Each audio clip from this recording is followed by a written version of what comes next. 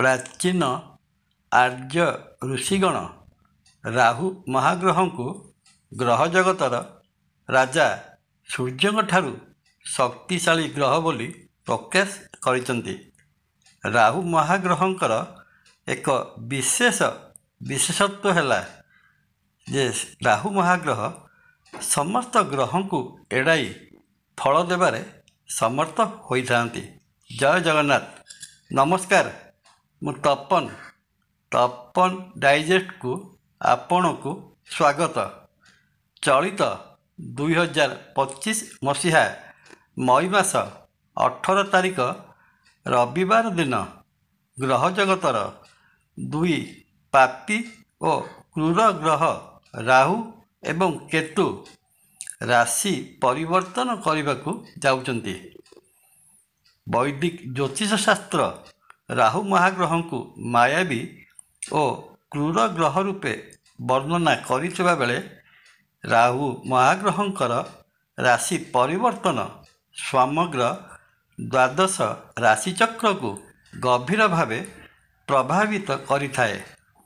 ସେହି କ୍ରମରେ ଆଜି ଜାଣିବା ରାହୁ ମହାଗ୍ରହ ମୀନ ରାଶିରୁ ବିପରୀତ ଗତିରେ ଗତି କରି କୁମ୍ଭ ରାଶିରେ ପ୍ରବେଶ କଲେ କୁମ୍ଭ ରାଶି ବ୍ୟକ୍ତିଙ୍କ ଉପରେ କ'ଣ ପ୍ରଭାବ ପଡ଼ିବ।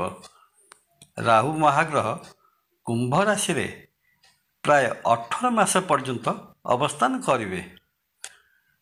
1.5 ବର୍ଷ ଧରି ରାହୁ ମହାଗ୍ରହ କୁମ୍ଭ ରାଶିରେ ଅବସ୍ଥାନ କଲେ କୁମ୍ଭ ରାଶି ବ୍ୟକ୍ତିଙ୍କର ଭାବନା ଓ ବିଚାର ଶକ୍ତିକୁ ଗଭୀର ଭାବେ ପ୍ରଭାବିତ କରିବେ।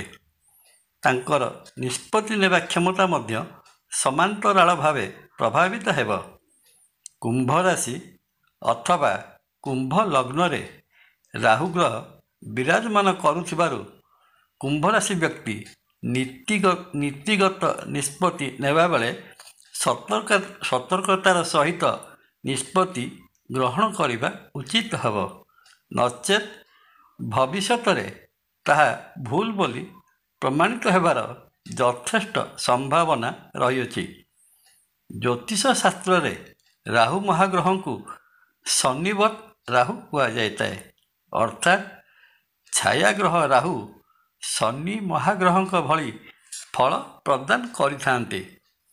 ତେଣୁ ଶନିଙ୍କ ରାଶି କୁମ୍ଭ ରାଶିରେ ରାହୁ ମହାଗ୍ରହ ଚଳିତ 2025 ମସିହା ମଇ ମାସ 18 ତାରିଖ ପରଠାରୁ 1.5 ବର୍ଷ ପର୍ଯ୍ୟନ୍ତ ଅବସ୍ଥାନ କଲେ ଶନିଙ୍କ ଭଳି ଫଳ ପ୍ରଦାନ କରିବେ। ଏହା ସହିତ ରାହୁ ନିଜର ନୈସର୍ଗିକ କାରକତ୍ୱ ମଧ୍ୟ ପ୍ରଦର୍ଶନ କରିବାକୁ ପଶ୍ଚାତପଦ ହେବେ ନାହିଁ।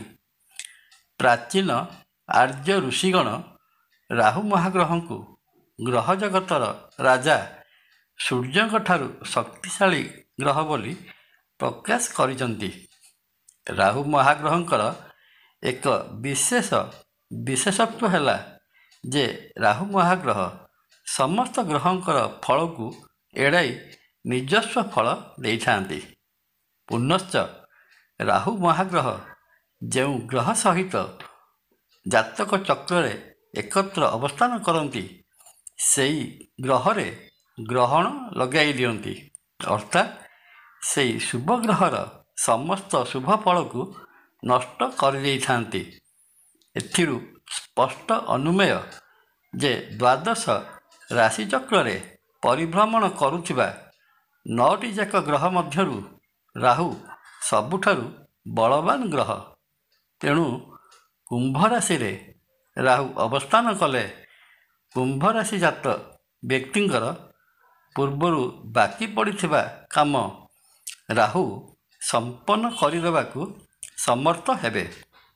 କୁମ୍ଭ ରାଶି ବ୍ୟକ୍ତି ବାଣିଜ୍ୟ ବ୍ୟବସାୟ କରୁଥିଲେ ରାହୁ ମହାଗ୍ରହଙ୍କର ଦୟାରୁ ବାଣିଜ୍ୟ ବ୍ୟବସାୟରୁ ପ୍ରଚୁର ଅର୍ଥ ଉପାର୍ଜନ କରିବାକୁ ସମର୍ଥ ହେବେ।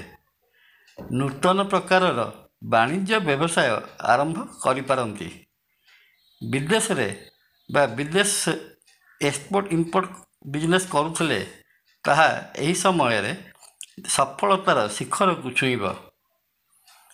ଏବଂ ଏହି ରାହୁ ମହାଗ୍ରହଙ୍କର 1.5 ବର୍ଷର ରହଣି ସମୟରେ କୁମ୍ଭ ରାଶି ଜାତ ବ୍ୟକ୍ତି ନୈତିକ ବା ଅନୈତିକ ଉଭୟ ଉପାର୍ଜନରେ ଅର୍ଥ ଉପାର୍ଜନ କରିବାକୁ ମଧ୍ୟ ପଛେଇବେ ନାହିଁ।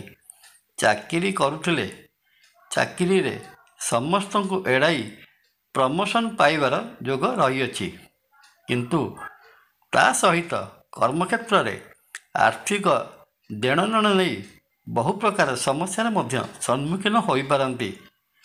ସମୟରେ ଭିଜିଲାନ୍ସ ବା ସେହିପରି ସଂସ୍ଥା ଦ୍ୱାରା ତଦନ୍ତର ସମ୍ମୁଖୀନ ହୋଇ ସମାଜରେ ବଦନାମ ହେବାର ଭୟ ମଧ୍ୟ ରାହୁ ମହାଗ୍ରହ କୁମ୍ଭ ରାଶି ବ୍ୟକ୍ତିଙ୍କୁ ପ୍ରଦାନ କରିପାରେ।